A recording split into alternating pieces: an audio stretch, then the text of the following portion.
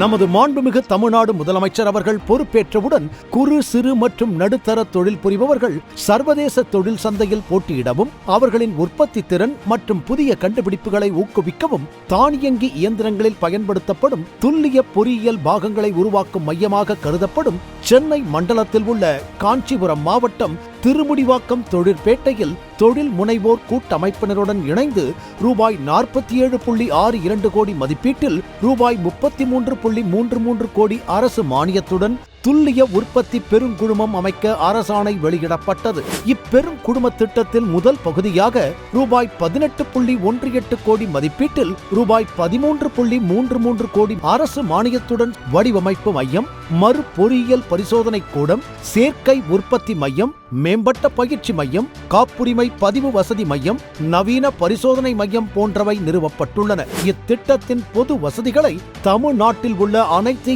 MSME நிறுவனங்கள் மற்றும் start up நிறுவனங்கள் பயன்படுத்திக் கொள்ளலாம். இத்திட்டத்தின் சிறப்பு அம்சங்களை பயன்படுத்தி உலகத்தரம் வாய்ந்த புதிய கண்டுபிடிப்புகளை மிக குறைந்த உற்பத்தி செலவில் எவ்வித மூலதனமும் இன்றி உருவாக்கிட தகுந்த அரசு மானியம் வழங்கி